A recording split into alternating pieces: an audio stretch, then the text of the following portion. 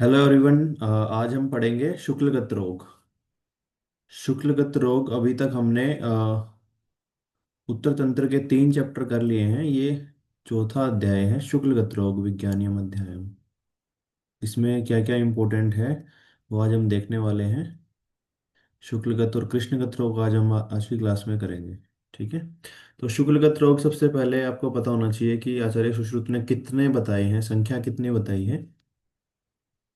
ये आप लोगों को पता होना चाहिए कितने बताए हैं। 11 बताए हैं। टोटल 11 जो है शुक्लगत रोग बताए गए हैं। आचार्य वाग्भट ने 13 बताए हैं, उसमें सिरा उत्पात और सिरा हर्ष एक्स्ट्रा बताए हैं। शुक्लगत रोग की जो वो नामकरण है वो क्या है देखते हैं। उसमें 5 तो अर्म बताए हैं: प्रस्तारी, शुक्ल अर्म, शतज अर्म, अधिमास अर्म और स्नायु अर्म। और ये सभी अर्म जो है वो छेद्य होते हैं। ठीक है, ये भी हमें पता होना चाहिए। सभी अर्म छेद्य होते हैं, ये हमें पता होना चाहिए। तो प्रस्तारी, शुक्ल, शतजर्म, अधिमासर्म और स्नायुर्म, ये 5 अर्म हो गए। इसके अलावा शुक्तिका, अर्जुन, पिष्टक, सिराजाल, सिरापीडका और बलास्ग्रथित, ये टोटल एकादश रोग बताए गए हैं शुक्ल भाग में जो होते हैं। अब इनके जो इम्पोर्टेंट कैरेक्टरिस्टिक्स हैं वो हम देख लेते हैं। सबसे पहले है प्रस्तारी अर्म। तो प्रस्तारी अर्म का जो इम्पोर्टेंट कैरेक्टरिस्टिक हमें याद रखना है वो क्या है: विस्तीर्णम, तनु, रुद्रप्रभम, स नीलम। इम्पोर्टेंट है। जो विस्तीर्ण हो, तनु हो, रुद्रप्रभा ना, लालिमा लिए हुए हो, और स नीलम, थोड़ा नील वर्ण का भी हो, तो वो क्या है? प्रस्तारी अर्म है। ये हमें याद रखना है। इसके अलावा सेकंड वन इज शुक्लर्म। तो शुक्लर्म में क्या है: शुक्लाख्यम मृदु कथयंती शुक्ल भागे सश्वेतम समम इह, सश्वेतम समम इह वृद्धते चिरेण। ये हमें याद रखना है, इम्पोर्टेंट है। उसके बाद नेक्स्ट क्या है: शतजर्म। शतजर्म जो है वो रक्त से उत्पन्न होता है। इसका जो मुख्य दोष है वो रक्त है। प्रस्तारियम त्रिदोषज है, शुक्लार्म इज कफज एंड शतजर्म इज रक्तज। तो यन मासम प्रचम उपेति शुक्ल भागे पद्माभम, जो पद्म यानी कि कमल, कमल की आभा के समान हो, उसे हम क्या बोलते हैं? लोहितर्म बोलते हैं। इसके अलावा नेक्स्ट क्या है: अधिमासजर्म। अधिमासजर्म इज आल्सो त्रिदोषज। उसका इंपॉर्टेंट क्या लक्षण याद रखना है: विस्तीर्णम, मृदु बहलम, यकृत प्रकाशम, शावम। तो यकृत प्रकाशम बहुत बार क्वेश्चन आपको देखने को मिलेगा गाइड्स में भी। तो यकृत प्रकाशम क्या है? अधिमास अर्म है। ये हमें कैरेक्टर याद रखना है इसका। इसके अलावा नेक्स्ट क्या है: स्नायुवर्म। तो शुक्ले यत पिशितम उपेति, तो जो पिशित के समान हो, वृद्धि में एतत् स्नायु अर्म में अति पठितम खरम प्रमांडु। तो खरम प्रमांडु जो है वो भी हमें याद रखना है, इंपॉर्टेंट है। तो ये स्नायु अर्म है, ये सन्निपातज होता है। ठीक है। तो इनके हमें दोष भी याद रखने हैं, और जो सभी अर्म है वो छेद्य होते हैं। ठीक है, छेद्य होते हैं सभी अर्म, ये भी हमें याद रखना है। सभी अर्म छेद्य होते हैं। ठीक है। इसके अलावा दोषों का अगर वर्गीकरण देखें तो जो शुक्लगत रोग हैं उसमें वातज रोग एक भी नहीं होता है। ठीक है, ये हमें याद रखना है कि वातज रोग नहीं है। जो शुक्तिका है वो पित्तज रोग है। कफज कौन कौन से हैं? पिष्टक, बलास, ग्रथित और शुक्लर्म। रक्तज में अर्जुन, सिराजल और शतजर्म है। सन्निपातज प्रस्तारियर्म, अधिमासर्म, स्नायु अर्म और सिरापीडका। तो 4 सन्निपातज रोग हैं, 3 रक्तज हैं, 3 कफज हैं, एक पित्तज रोग है। तो टोटल इस तरह से 11 रोग हो जाते हैं। इसके बाद हम देखते हैं। अच्छा, आचार्य वाग्भट ने जो अधिमाशा जरम बताया है उसको शुष्क रक्त पिंड तुल्य बताया है। ठीक है, ये हमें याद रखना है, इम्पोर्टेंट। इसके अलावा लोहितर्म को शतजर्म बोला है, या शतजर्म को शोणितर्म भी बोला है वाग्भट ने। ये भी हमें याद रखना है। अर्म को हम टेरिजियम से कंपेयर करते हैं, इसकी ट्रीटमेंट के टाइम पे हम लोग देखेंगे। शुक्तिका और अर्जुन में आते हैं। तो शुक्तिका में क्या है: शावा शुपिशित निभाष्य बिंदु, ये शुक्त्याभा शीत नयने से शुक्ति संज्ञा। ठीक है। तो पिशित निभाष्य बिंदु इंपॉर्टेंट है, इंपॉर्टेंट मार्क करना है इसको। ये लक्षण पूछा जा सकता है। ठीक है। शीत नयने से शुक्ति संज्ञा यानी कि नेत्र के श्वेत भाग पर पांडु या श्याम वर्ण का तथा मांस के समान चमकता हुआ। तो पिशित निभा बिंदु जो है वो शुक्तिका है। ठीक है। ऐसे रोग को शुक्तिका कहते हैं। और नेत्र के श्वेत भाग में अगर शश रुधिर उपमस्तु बिंदु, तो यानी खरगोश के रक्त के समान अगर चमकता हुआ केवल एक बिंदु हो, तो उसे अर्जुन कहते हैं। ठीक है, ये भी हमें याद रखना है। तो अर्जुन जो है वो रक्तज रोग है और अशस्त्रकृत रोग होता है ना। रक्तज होता है अर्जुन, और औषध साध्य या अशस्त्रकृत है। ठीक है। और शुक्ति का क्या है, पित्तज और अशस्त्रकृत है। शुक्ति का हमने बताया था कि पित्तज है, तो शुक्ति का रोग पित्तज है और अशस्त्रकृत है। ठीक है, ये हमें याद रखना है। इसके बाद विमर्श एक बार फर्स्ट लाइन देख लेते हैं। वाग्भट ने शुक्तिका को पित्तजन्य और साध्य माना है। अ, उसका लक्षण ये बताया है। इसमें इंपॉर्टेंट ये याद रखना है कि मल्लाक्त दर्शन तुल्यम व सर्वम शुक्लम सदारुक रोगोयम सुक्तिका संगम शक्र तेज तृण ज्वर, यानी कि तृष्णा और ज्वर इसमें लक्षण मिलते हैं, ये भी हमें याद रखना है। ठीक है।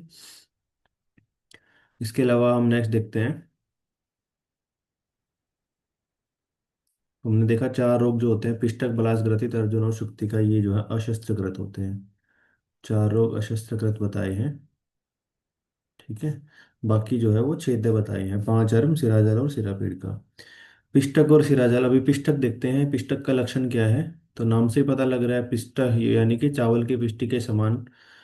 तो नेत्र श्लेष्म आवरण में चावल की पिष्टि के समान श्वेत वर्ण का, किंवा जल के समान स्वच्छ वर्ण का अगर उत्सन्न वृत्ताकार बिंदु यानी चिन्ह होता है, उसे पिष्टक कहते हैं। ठीक है। तो श्लोक फॉर्म में क्वेश्चन हमेशा पूछा जाता है, उत्सन्न सलिल निभोवत पिष्ट शुक्लो। ठीक है, तो ये पिष्टक का लक्षण है, कफज है और अशस्त्रकृत है। ये हमें इंपॉर्टेंट याद रखना है। ठीक है। उसके बाद क्या है, सिरा जाल। तो जाला व कठिन सिरों, तो वर्ड अगर जाला व कठिन सिरा आ गए तो हमें वैसे ही याद हो जाएगा कि सिरा जाल का लक्षण है महान सा रक्त है संतान।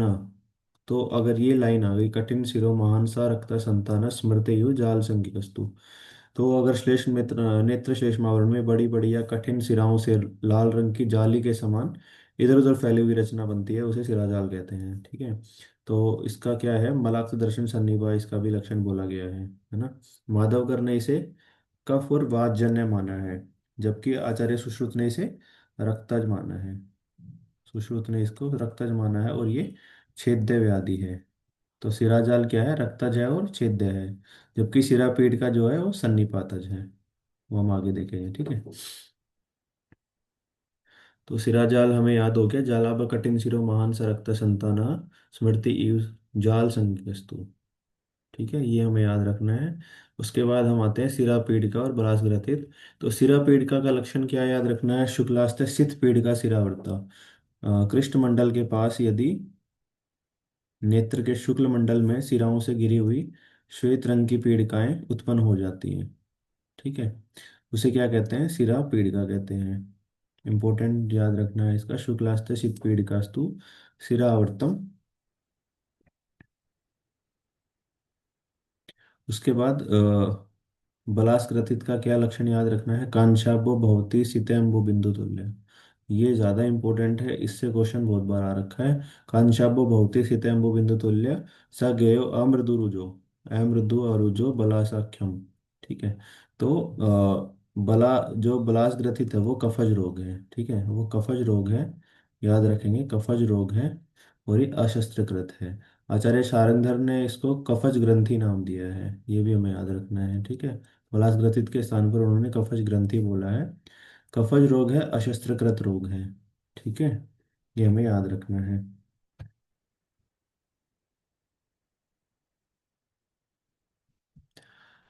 तो हमें हमने क्या क्या पढ़ा है, जो अर्म होते हैं छेद्य रोग, इसमें जो शुक्लगत रोग है उसमें पांच प्रकार के जो अर्म हैं वो छेद्य हैं, सिराजाल और सिरापीड़ का वो भी छेद्य हैं। तो टोटल सात रोग हैं वो छेद्य हैं। इसके अलावा शुक्तिका, अर्जुन, पिष्टक और बलास ग्रथित ये अशस्त्रकृत हैं या औषध साध्य हैं। आचार्य वाग्भट ने सिरा उत्पात और सिराहार अधिक बताए हैं, और वो दोनों भी अशस्त्रकृत रोगों में आते हैं। ठीक है। नेक्स्ट हम देखते हैं कृष्णगत रोग विज्ञानम अध्याय, जो कि पांचवा अध्याय है, कृष्णगत रोग अध्याय। तो कृष्णमंडलगत रोग टोटल कितने होते हैं, ये हमें पता होना चाहिए, चार होते हैं। ठीक है। तो कृष्णगत रोग चार होते हैं, यानी कि जो कृष्ण भाग को क्या कहते हैं, कॉर्निया कहते हैं। तो जो कॉर्नियल रीजन में जो डिजीज होती हैं आयुर्वेद में, वो चार बताई गई है आचार्य सुश्रुत के द्वारा। तो कृष्ण मंडलगत रोग क्या क्या है? सावर्ण शुक्र या शुक्ल, आवर्ण शुक्र, पाकात्य यानी कि अक्षी पाकात्य, और अजका जात। ठीक है। तो जो सावर्ण शुक्र होता है वो रक्तज होता है और असाध्य होता है। आवर्ण शुक्र रक्तज है, उस साध्य या कृस्र साध्य होता है। अक्षिपाकात्य सन्निपातज है और असाध्य है। अजका जात जो है वो रक्तज है और असाध्य है। ठीक है। ये हमें याद रखना इंपॉर्टेंट है। केवल आवर्ण शुक्र जो है वो साध्य होता है। आचार्य वाग्भट ने भी सेम आवर्ण शुक्र या शुद्ध शुक्र को साध्य बोला है, बाकी सभी कृष्णगत रोग असाध्य होते हैं। ठीक है, ये हमें याद रखना है। फिर जो सावर्ण शुक्र है उसके लिए जो लक्षण है, ये लक्षण बहुत बार पूछा गया है। निमग्न रूपम ही भवेत् तु कृष्णे शुचे विविधम प्रभाति प्रतिभाति यद्वे। ठीक है, ये इंपॉर्टेंट लक्षण है, ये याद रखना है हमें। निमग्न रूपम ही भवेत् तु कृष्णे, तो नेत्र कृष्ण भाग में गहराई में स्थित ईषद दृष्टि या कठिनाई से दिखाई पड़ने वाला। ठीक है। सुई से विद्ध किए हुए की तरह प्रतीत होने वाला व्रण जिसमें उष्ण स्राव स्रवित होता हो या तीव्र पीड़ा हो, उसे सवर्ण शुक्र कहते हैं। इंपोर्टेंट है, श्रावम स्रवित उष्णमतीव रुक्च। ठीक है, ये कैरेक्टर हमें याद रखना है। ये सवर्ण शुक्र का लक्षण है। विधेय ने इसको रक्तजन्य और असाध्य माना है। सुश्रुत ने भी रक्तज और असाध्य माना है, विधेय ने भी रक्तज और असाध्य माना है। रक्त राजिनीवम कृष्ण ने छिन्नावम यत्र लक्ष्यते शुचिव सुचित्र अणे शुक्रम उष्ण श्रावी सावरणम। वाग्भट ने इसे सावर्ण शुक्र को शतर शुक्र नाम दिया है, ये भी याद रखना है। ठीक है। वाग्भट ने शिराज शुक्र अतिरिक्त बताया है, ये भी हमें याद रखना है। योग रत्नाकर ने शिराज शुक्र को शिरा संग नाम दिया है। ठीक है, ये इंपॉर्टेंट चीजें होती हैं, ये हमें याद रखनी है।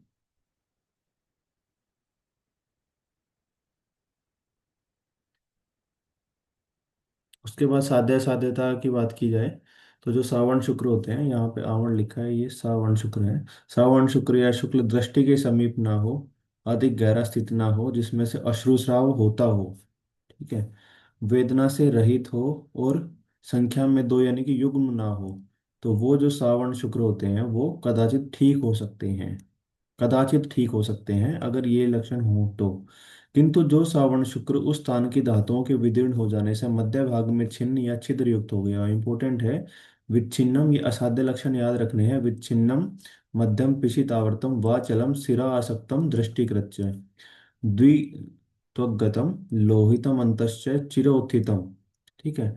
अंदर से लोहित और चिरोत्थित हो, जो काफी लंबे टाइम से अगर उसको हो, विवर्जनीयम, वो असाध्य होते हैं। इसके अलावा उष्ण अश्रुपात पीड़िका, तो अगर उष्ण स्राव हो रहा है, देखो अश्रु स्राव है तो साध्य है, उष्ण स्राव है तो असाध्य हो जाता है। पीड़िका च कृष्ण यस्मिन भवेत मुद्ग निपश्य शुक्रम, एक ये लक्षण याद रखना है। अगर मुद्ग निबम है तब तदपि असाध्यम प्रवदन्ति केचित् अन्यश्च यत् तित्तिर पक्ष तुल्यम।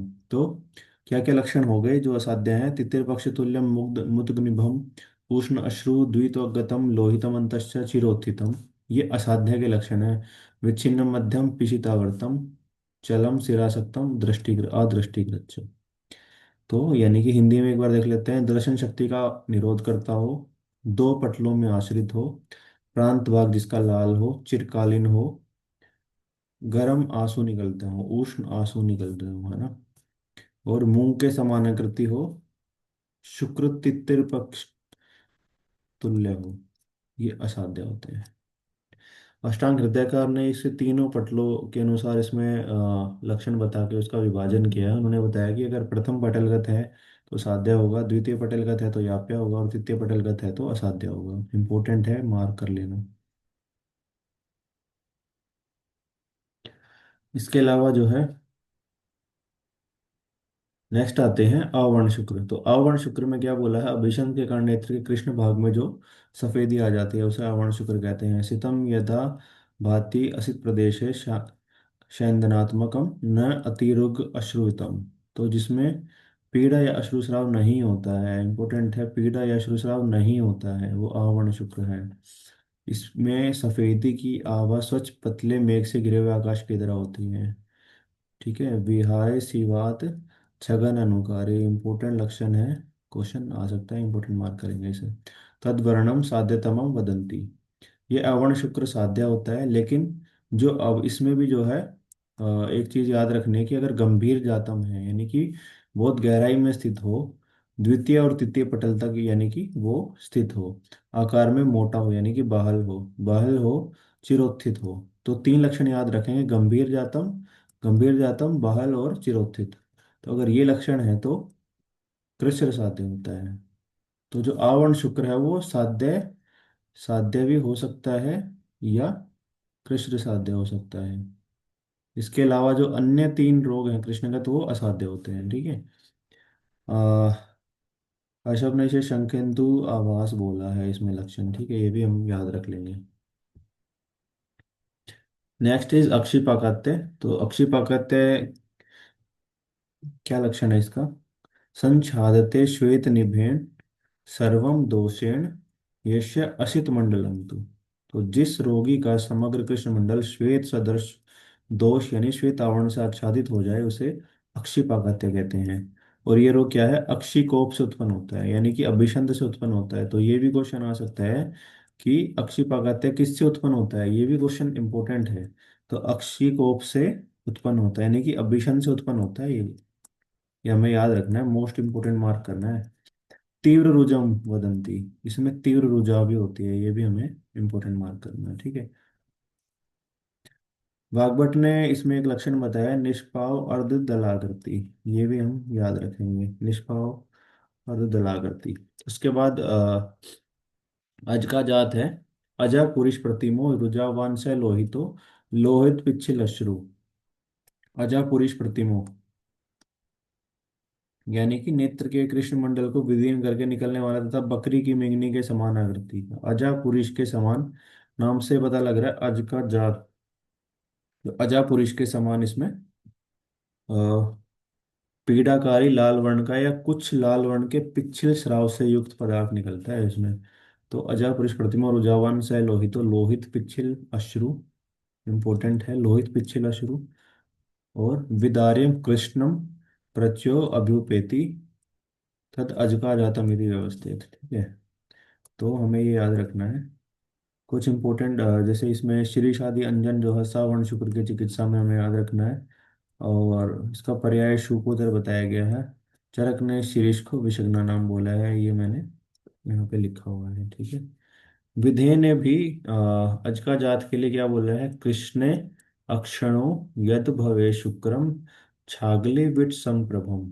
तो छागल भी वही छाग यानी कि जो अजा है उसी को छाग बोलते हैं। तो छागली विट संप्रभम सेम ही लक्षण बताया है, सांद्र पिच्छिल रक्ताश्रम त्रित्वगतम अजकेती साफ। ठीक है। तो अजका जात भी असाध्य होता है, ये हमें पता होना चाहिए, है ना। अजका जात रोग भी असाध्य होता है। और तो केवल जो अवर्ण शुक्र है वो साध्य बताया है, अन्यथा सभी रोग असाध्य होते हैं। तो अजका जात जो है वो रक्तज रोग है ना। रक्तज जो असाध्य रोग होता है, इम्पोर्टेंट याद रखना है। अक्षिपाकत्य सन्निपातज है। अक्षिपाकत्य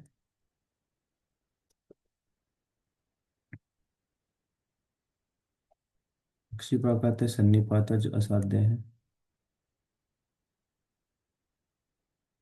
ये हमने पहले देख लिया है।